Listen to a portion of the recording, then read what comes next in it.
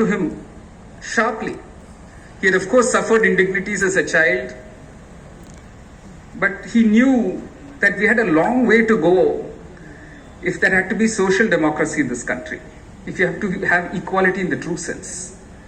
Which is why that famous speech of Dr. Ambedkar, when the final draft is tabled before the Constituent Assembly, he says that the greatest challenge we are going to face in the future, the two challenges, and he names them, he says equality and fraternity. He knew that we had to work this constitution, we had to work our democracy. It is a work in progress. And even today, those words ring very sharply. Every day one is reminded when you read newspaper items, articles, that we're still far from the kind of social democracy that Baba Sahib Ambedkar dreamt of when the constitution was drafted. The kind of society that Bapuji dreamt of when he fought for our freedom. When we think of untouchability as a malaise, which still is amidst us. Of course, we have made strides, but we still have a long way to go.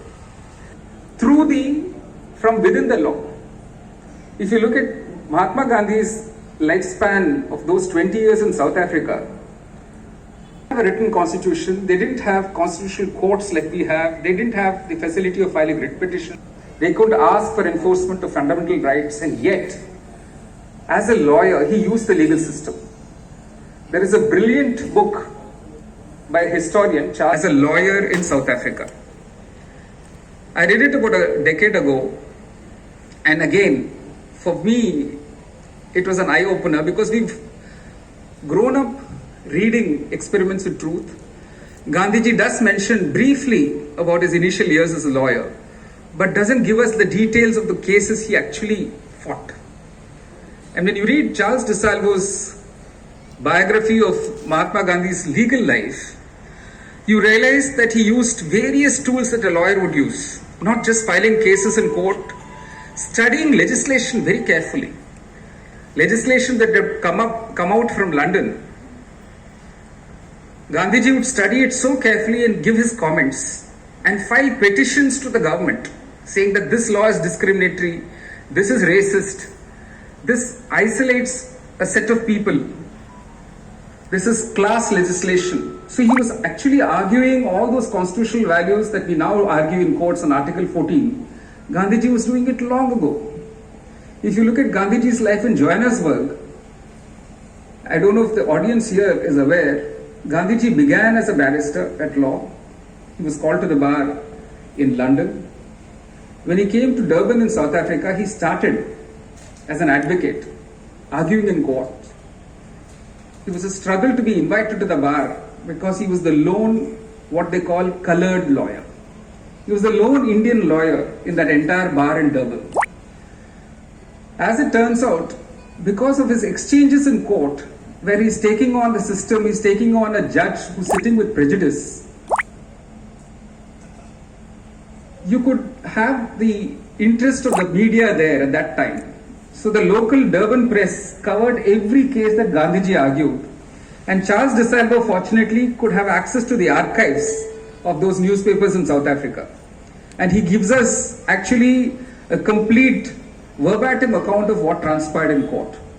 So Gandhiji took up cases not just of hawkers, street vendors, he took up of also indentured labor. He took up criminal cases. He argued for businessmen, Indian businessmen. He equally argued for the laborers, Indian laborers in South Africa. So he had a wide range of clientele. And he knew that his task was also political. He was fighting an unjust system. The law was unjust. Just see how many things can go wrong. Your law is unfair, the system is unfair, the persons in the system are prejudiced, and yet you don't give up. You say, from within the system, I will use the system to advance my cause. So when Gandhiji had to move, he had to take a very conscious decision after 10 years of practice as a lawyer in Durban, of moving to Johannesburg as an attorney.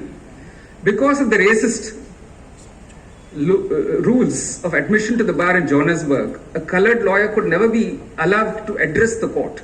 as an advocate, as a barrister. So Gandhiji has to settle for being an attorney and only to appear in the lower courts in Johannesburg. But even there, we're talking of 1903, when electric trams were introduced for the first time in Johannesburg, and there was segregation. Europeans could travel in one tram car, all the coloreds and Africans had to travel in another tram car. You could go with a European in that tram car only if you went as his servant and not on your own. So Gandhiji started what we today call test litigation. He deliberately got a rich Indian businessman to board a European car, and the man promptly got off-boarded by the conductor, and Gandhiji started a case on that basis. He repeated those cases twice and thrice till they were forced to withdraw the regulation. So here was a man prepared to test the system to advance a cause. The system was unjust, the rule was unjust, there was no provision for striking down those rules, but there was a courage of conviction. So I think what also is remarkable about all the persons I've mentioned is the courage that they had. Bapuji was of a very small frame, very slender frame, but he could take on the mighty British Empire by sheer courage of conviction. He could stand tall. He was not actually physically very tall, but he stood tall against the empire because of the courage of his convictions. And that's been so much spoken about, written about. And he inspired a whole generation of lawyers, including Sri Chandrasekhara Behera. And one can understand why. Look at Dr. Rajendra Prasad. I don't know how many of you are aware that when the Champaran movement happened, Dr. Rajendra Prasad was a young lawyer in Bihar and volunteered his services. Just like we do legal aid now, we call upon young lawyers to offer their services. Dr. Rajendra Prasad was one such lawyer who went and fought for the indigo farmers at Gandhiji's call. Rajaji was a lawyer in Shellam in Tamil Nadu. Sardar Vallabhbhai Patel was a lawyer. The Bardolai Satyagraha. So you have many of these individuals, of course, Pandit Nehru, Shri Motilal Nehru.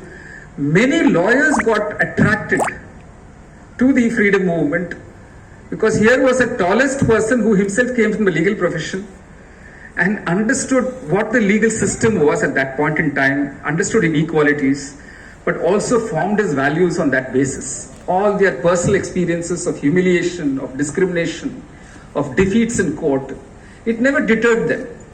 Each other. They knew they were all in there for a cause.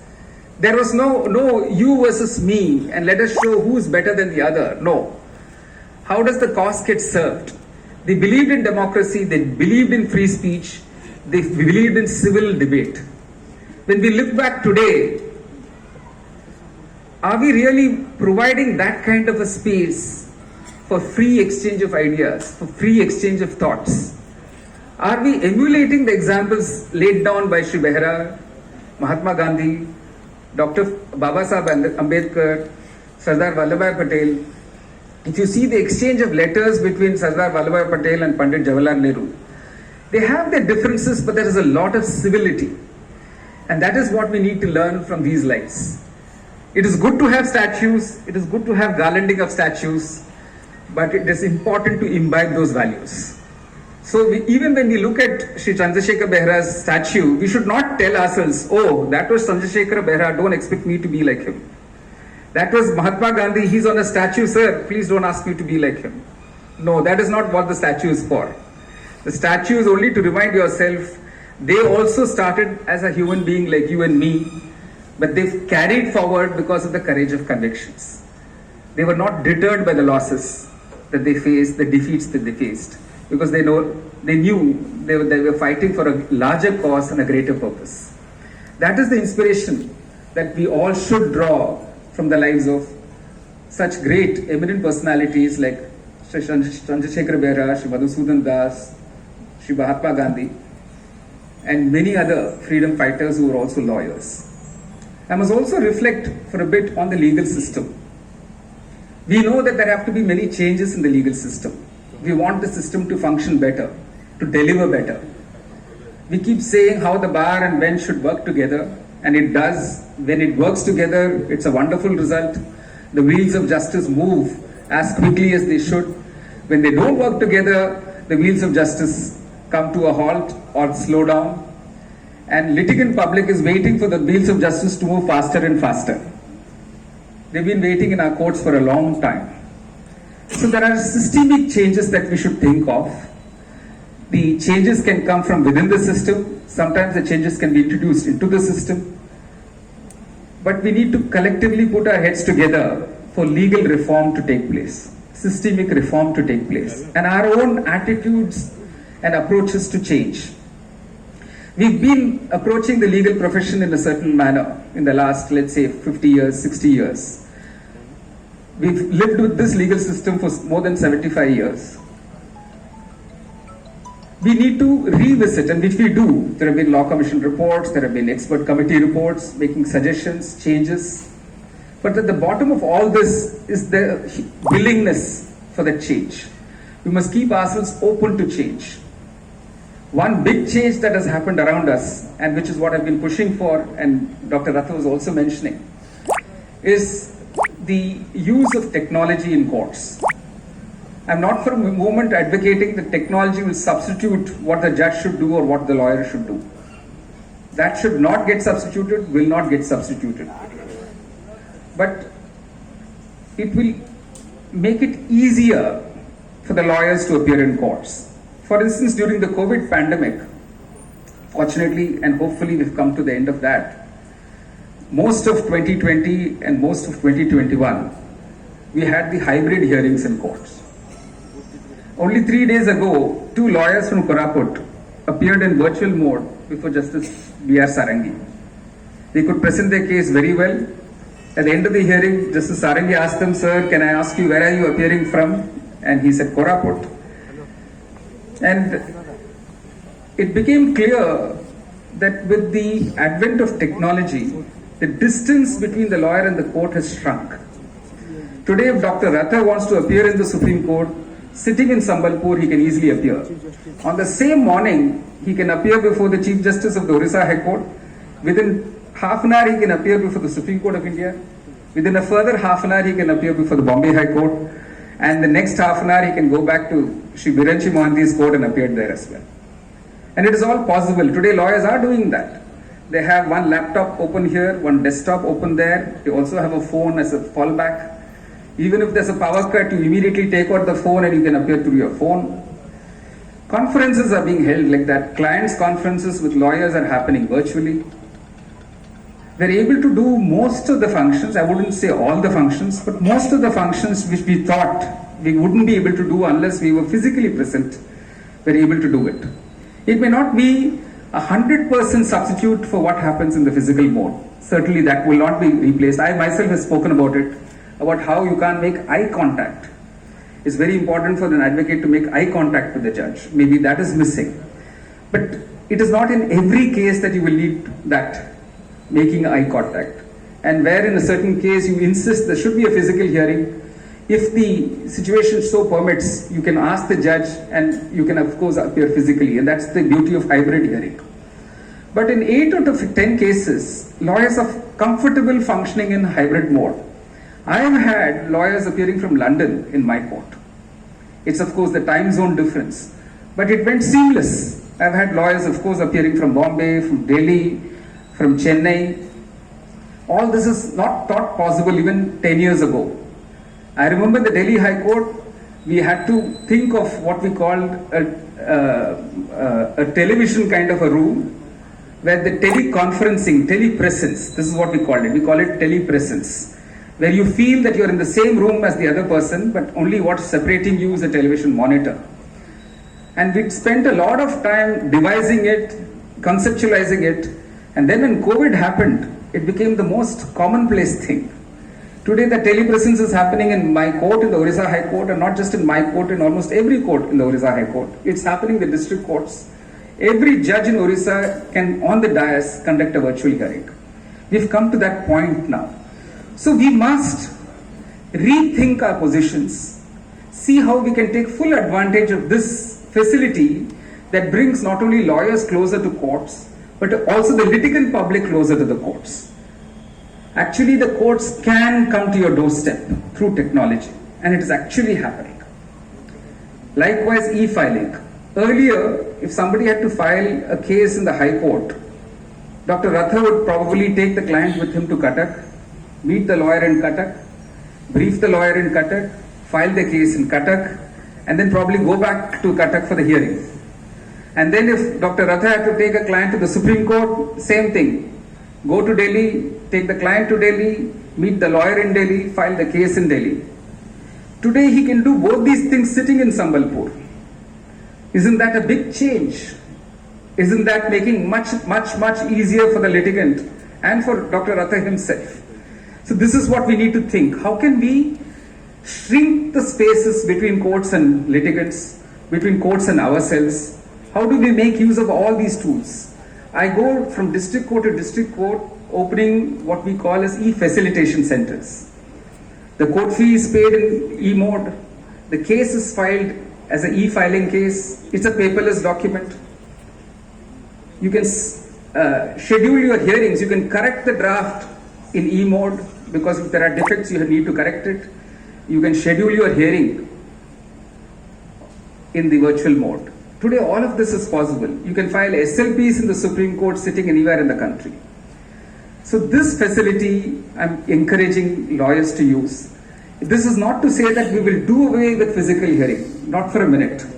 The value of the physical hearing is there. Wherever it is necessary, a case will be physically filed, physically argued. The beauty of physical arguments can never be discounted. But this is to facilitate those who will have to spend money, time in reaching courts. They can do it wherever they are. The lawyer can do it wherever he or she is. But this is a very important, one very important factor to keep in mind. As lawyers, we have to equip ourselves. As judges, we need to equip ourselves. There are many changes appearing around us. Society is undergoing through a huge transformation. The way the mobile phone, the internet is affecting our lives. The problems, the attendant problems that are created by the use of the net, by the use of social media, those problems translate into legal problems. When they become legal problems, the lawyers and judges have to become very active. They have to tackle that legal problem, which is actually essentially a technological problem of somebody being careless in forwarding a message or forwarding an image or forwarding a video clip, or someone with an evil intent deliberately putting on the net something which is very private to a person and making it public. So these are huge challenges before the bench. It's a huge challenge before the bar. It's a challenge to the legal system. So as lawyers, we need to upgrade our skills. Constant learning, constant upgrading, constant introspection. Are we doing our best? Do we know enough? Is this the best practice? And today when we compare ourselves, we don't just, Sambalpur doesn't just compare itself to Bargarh, it just doesn't compare itself to Sundargarh, or just doesn't compare itself within Odisha. Sambalpur doesn't compare itself with some other district in India. Sambalpur should compare itself with the best practices in the world. We have to set our sights high. Whether as judges or as lawyers, we have a world community with us now. If you seek knowledge, you will find it. There is plenty of information around us, but not all that information is knowledge. For information to become knowledge, you have to first of all train yourself. You have to train yourself in the law. It's like letting you into a library. You're looking for a particular proposition in contract law. You're standing before the shelf of family law. You'll never find it. Correct? You're standing before the wrong shelf. Even in such a large library, you should know to go to the contract law shelf. In that contract law shelf, you should know which is the particular book that you should be looking at if you want to find an answer to the proposition. So one has to train oneself even when going on the net. The net has millions and billions of pages of information. Not all that information is knowledge. To gain knowledge, you should know how to harness all that information and make it relevant for you. You frame your own algorithm. Don't allow somebody else to draw that algorithm for you. Don't allow somebody else to determine what your choices should be. Have a firm mind, have a firm sense of purpose. Bring to mind Shri Chandrasekhar Behra, bring to mind Mahatma Gandhi. As lawyers, the firmness with which they proceeded, the sole-mindedness, that is single-mindedness with which they conducted their affairs, and the larger purpose for which they strived hard in their lives. So these lives will continue to inspire us. They are timeless because the values for which they fought and the values by which they lived will continue to guide human lives for a better universe. Thank you for your patient listening. I hope I've made some sense. Jai Hind. Words, sir. Now I request our Assistant Secretary to bring the memento. It's kind of a Sambalpuri presentation.